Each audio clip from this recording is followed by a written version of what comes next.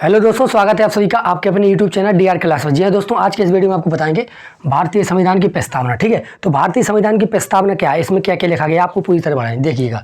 तो प्रस्तावना में क्या कहा गया, हम यहाँ पर देखिएगा, हम भारत के लोग, क्या कहा गया, हम भारत के लोग भारत को एक संपूर्ण प्रभुत्व संपन्न समाजवादी पंथनिरपेक्ष लोकतंत्रात्मक गणराज्य बनाने के लिए तथा उसके समस्त नागरिकों को सामाजिक, आर्थिक और राजनीतिक न्याय, विचार, अभिव्यक्ति, विश्वास, धर्म और उपासना की स्वतंत्रता, प्रतिष्ठा और अवसर की क्षमता प्राप्त कराने के लिए तथा उन सब में व्यक्ति की गरिमा और राष्ट्र की एकता और अखंडता सुनिश्चित करने वाली बंधुता बढ़ाने के लिए दृढ़ संकल्प होकर अपनी इस संविधान सभा में आज तारीख 26 नवंबर 1949 ईस्वी को एतत् द्वारा इस संविधान को अंगीकृत, अधिनियमित और आत्मर्पित करते हैं। यानी कि दोस्तों, पहले तो आपको बता दें कि 26 नवंबर 1949 को हमारा जो भारतीय संविधान था वह बन गया था। ठीक है, 26 नवंबर 1949 को हमारा भारतीय संविधान बन गया था और इसी दिन यानी कि 26 नवंबर को हम क्या मनाते हैं, संविधान दिवस के रूप में मनाते हैं। ठीक है, तो 26 नवंबर को हम संविधान दिवस के रूप में मनाते हैं। तो हमारा संविधान 26 नवंबर 1949 को बन गया था, लेकिन लागू कब हुआ भारत में, तो लागू हुआ था हमारा 26 जनवरी 1950 को लागू हुआ था। लेकिन यहाँ पर हमारा जो बनकर हो गया था 26 नवंबर 1949 ईस्वी को हमारा संविधान बन गया था। तो इस संविधान की जो प्रस्तावना में आपको बताया गया है, आपने यहाँ पर ध्यान देना है कि इसमें क्या बात की गई है, हम भारत के लोग, यानी कि हम भारत के लोग भारत को एक संपूर्ण प्रभुत्व संपन्न, यहाँ पर 5 शब्दों को बहुत ही सही तरह आपको समझ लेना। देखिएगा यहाँ पर संपूर्ण प्रभुत्व संपन्न, ठीक, एक शब्द तुम्हारे ए हो गया और एक दूसरा क्या है तुम्हारा समाजवादी, और तीसरा तुम्हारा पंथ निरपेक्ष, और जो चौथा तुम्हारा शब्द है लोकतंत्रात्मक, और 5वां शब्द है तुम्हारा गणराज्य। इन शब्दों को यदि आपने समझ लिया तो आपको आदि प्रस्तावना तो समझ में आ जाएगी। देखिएगा यहाँ पर, तो इसमें बात की गई है, तो भाई जो हमारी भारतीय संविधान की जो प्रस्तावना है, इसमें भारत शब्द को 2 बार यूज किया गया। देखिएगा, हम भारत के लोग, एक बार भारत को यहाँ पर यूज किया है। ठीक है, हम भारत के लोग भारत को, ठीक है, भारत को एक संपूर्ण प्रभुत्व संपन्न समाजवादी पंथनिरपेक्ष लोकतंत्रात्मक गणराज्य बनाने के लिए। तो यहाँ पर आपको ध्यान देना है, कभी कभी पूछ लिया जाता है कि भारत की प्रस्तावना में, भारतीय संविधान की प्रस्तावना में भारत शब्द को कितने बार यूज किया गया है। तो देखिएगा, भारत का केवल 2 बार यूज किया है। ठीक है, तो भारत का 2 बार प्रयोग किया गया है प्रस्तावना में। ठीक है, और कहीं पर आपको भारत शब्द नहीं मिलेगा। ठीक है, तो भारत शब्द को केवल 2 बार प्रयोग किया गया है।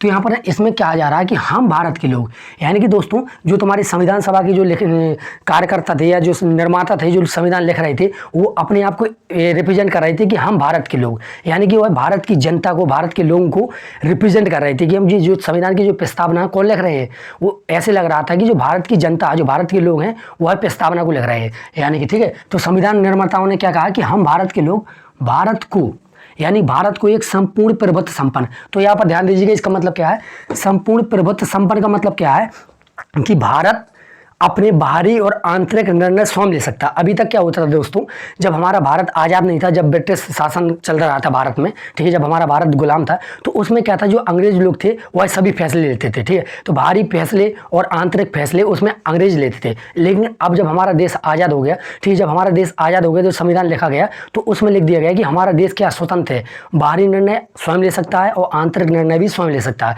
वह किसी के ऊपर निर्भर नहीं है। ये आपको बात ध्यान रखना। ठीक है, तो संपूर्ण प्रभुत्व संपन्न का मतलब क्या है, भारत अपने निर्णय स्वयं ले सकता है, वह किसी के ऊपर निर्भर नहीं है, उस पर कोई रोक टोक नहीं है, वह स्वयं अपने बाहरी निर्णय ले सकता है और आंतरिक निर्णय। जैसे कि दोस्तों, हमको मान लीजिए पेट्रोल किससे खरीदना है, किस देश से खरीदना है, किससे नहीं खरीदना है, यह निर्णय स्वयं हम लेंगे, उसमें किसी का दबाव नहीं रहेगा और किसी के ऊपर हम निर्भर नहीं है। ठीक है, तो हम स्वयं अपने फैसले करेंगे। ठीक है, तो भारत एक स्वतंत्र देश है, वह अपने फैसले स्वयं लेगा, किसी के ऊपर निर्भर नहीं रहेगा। ठीक है, तो इसका मतलब हो गया। अब बात कर लेते हैं समाजवादी।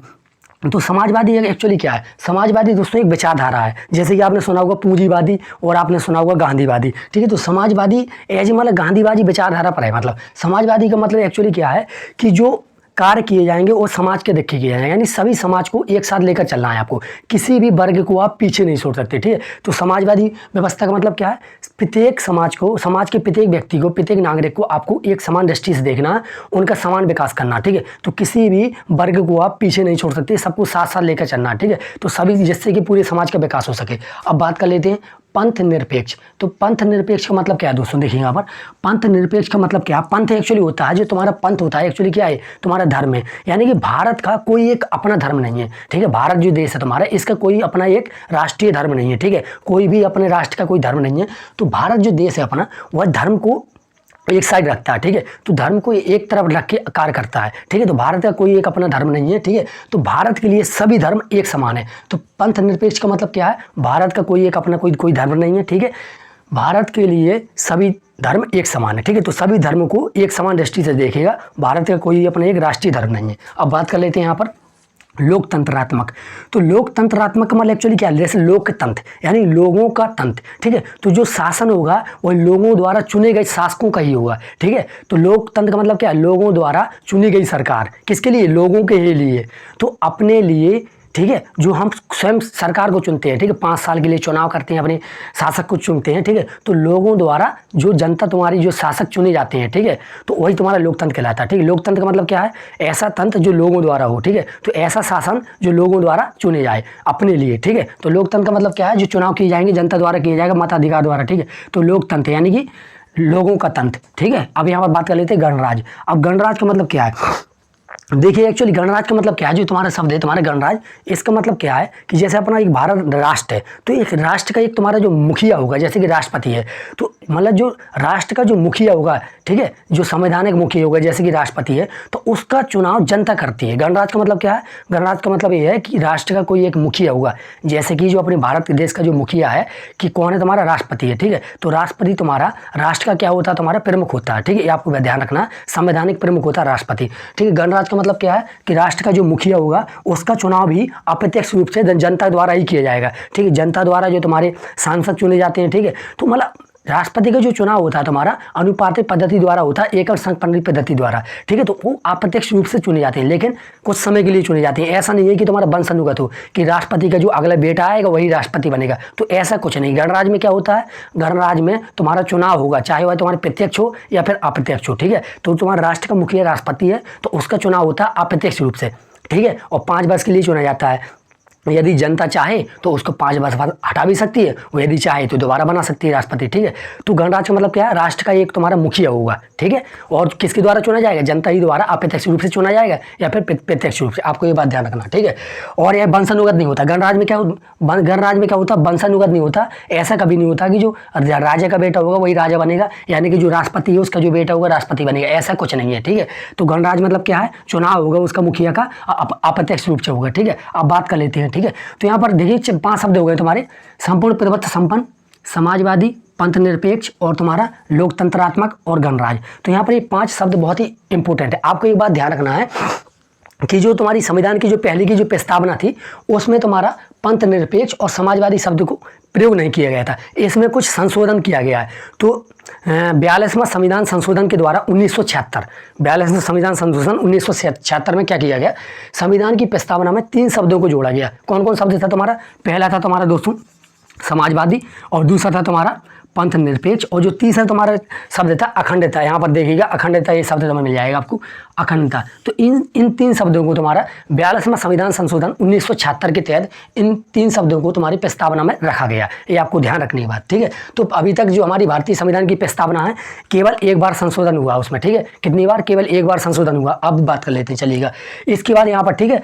तो आपको पढ़ना है, हम भारत के लोग भारत को एक संपूर्ण प्रभुत्व संपन्न, समाजवादी, पंथ निरपेक्ष, लोकतंत्रात्मक गणराज्य बनाने के लिए, ठीक है, बनाने के लिए उसके समस्त नागरिकों को सामाजिक, आर्थिक और राजनीतिक न्याय। तो न्याय दोस्तों जो तुम्हारे होंगे सामाजिक, आर्थिक और राजनीतिक न्याय 3 तरीके होते हैं। उनको न्याय दिलाने के लिए कौन सा, एक सामाजिक न्याय दिलाएंगे, आर्थिक न्याय दिलाएंगे और राजनीतिक न्याय दिलाएंगे, ठीक है। आपको क्रम से ध्यान रखना है कि पहले क्या तुम्हारा सामाजिक न्याय, फिर आर्थिक न्याय, फिर राजनीतिक, ठीक है। तो आपको इस तरह ध्यान रखना कि सामाजिक, आर्थिक और राजनीतिक न्याय, विचार, ठीक है। तो विचार, अभिव्यक्ति, विश्वास, धर्म और उपासना की स्वतंत्रता।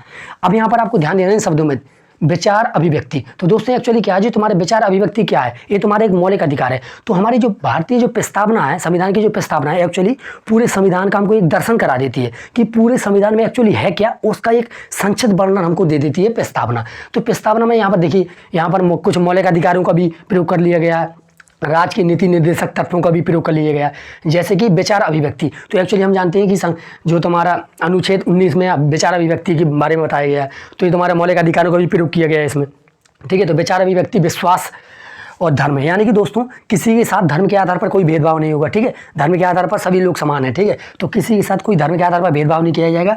वह जिस धर्म को चाहे अपना सकता है, या फिर जिस धर्म को चाहे वह उसकी उपासना कर सकता है, ठीक है। कोई भी यहाँ पर रोक टोक नहीं है, आप किसी भी धर्म को अपना सकते हैं। आप चाहें तो मुस्लिम धर्म को अपना लीजिए, हिंदू धर्म को अपना लीजिए, आप चाहें तो बौद्ध धर्म को अपना लीजिए, कोई भी आपको रोक टोक नहीं रहेगी संविधान की तरफ से, और पूरे देश में कोई भी रोक टोक नहीं है, ठीक है। यह हमारी प्रस्तावना बताती है, हमारा संविधान हमको अधिकार देता है, ठीक है।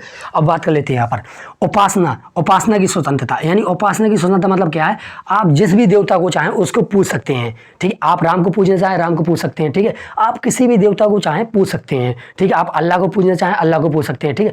तो इसमें कोई भी रोक टोक नहीं है, आप जिसको भी चाहें पूज सकते हैं, आपको पूरा अधिकार है। अब आगे चलिएगा, इसमें आप देखिएगा, उपासना की स्वतंत्रता, प्रतिष्ठा और अवसर की समता, यानी कि दोस्तों आपको समान अवसर दिया जाएगा। सभी नागरिकों, भारत के सभी नागरिकों को समान अवसर दिया जाता है, ठीक है। अवसर की समानता रहेगी, अवसर की कोई किसी के साथ भेदभाव नहीं किया जाएगा, ठीक है। तो अवसर सभी को क्या मिलेंगे, समान मिलेंगे प्राप्त कराने के लिए, ठीक है। अवसर की समता प्राप्त कराने के लिए तथा उन सब में व्यक्ति की गरिमा, ठीक है, व्यक्ति की गरिमा और राष्ट्र की एकता। आपको ये बात ध्यान रखना, राष्ट्र की एकता और अखंडता, ठीक है। राष्ट्र की एकता और अखंडता सुनिश्चित कराने वाली बंधुता बढ़ाने के लिए, ठीक है, दृढ़ संकल्प होकर अपनी इस संविधान सभा में आज तारीख 26 नवंबर 1949 को एकता द्वारा इस संविधान को अंगीकृत, अधिनियमित और आत्मसमर्पित करते हैं। तो एक्चुअली इसमें क्या कहा है, ध्यान दीजिए, राष्ट्र की एकता। तो राष्ट्र की एकता और अखंडता, इसका मतलब क्या है दोस्तों, ध्यान दीजिए। राष्ट्र की एकता मतलब क्या, हम जानते हैं कि हमारा देश है,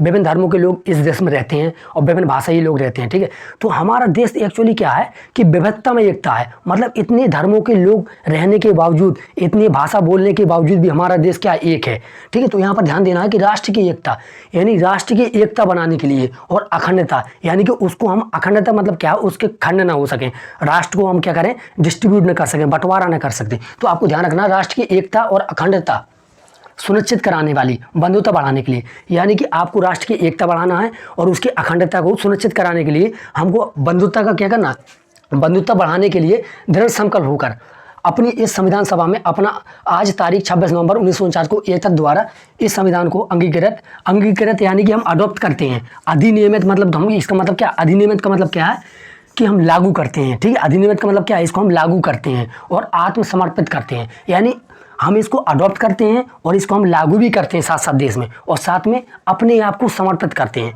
यानी कि जो संविधान तुम्हारी ये प्रस्तावना है, ये क्या बताती है, एक्चुअली बताती क्या है, ये प्रस्तावना है ये भारत के लोगों के लिए है, भारत के लोगों द्वारा लिखी है। यानी कि प्रस्तावना में ये बताया गया है कि भारत के लोग स्वयं को यह प्रस्तावना आत्मसमर्पित करते हैं और इसको अडॉप्ट करते हैं, और साथ में यह जो नियम सभी लोग हैं भारत के लिए हैं और भारत की जनता द्वारा ही बनाए गए हैं, इन सभी को पालन करना पड़ेगा। हम स्वयं इसको पालन करेंगे, हम खुद ये कह रहे हैं, ठीक है। तो आपको ये प्रस्तावना पूरी तरह से बताया गया है। तो दोस्तों आशा करते हैं कि आपको भारतीय संविधान की प्रस्तावना पूरी तरह से समझ में आ गई होगी। तो आपको ध्यान क्या रखना है कि संविधान की प्रस्तावना को केवल एक बार संशोधन किया गया, कब, तो 42वां संविधान संशोधन 1976 में एक बार इसमें संशोधन किया गया। इसमें क्या शामिल किया गया, आपको ध्यान रखना, समाजवादी एक शब्द, और दूसरा तुम्हारा पंथ निरपेक्ष, और तीसरा तुम्हारा अखंडता, 3 शब्दों को इस संविधान की प्रस्तावना में शामिल किया गया है 42वां संविधान संशोधन 1976 के तहत। दोस्तों आशा करते हैं कि आपको संविधान की प्रस्तावना बहुत ही अच्छी तरह समझ में आएगी, और यदि आपको वीडियो पसंद आया है तो वीडियो को लाइक कीजिएगा और शेयर कीजिएगा, और साथ में अपने दोस्तों के साथ शेयर जरूर कर लीजिएगा।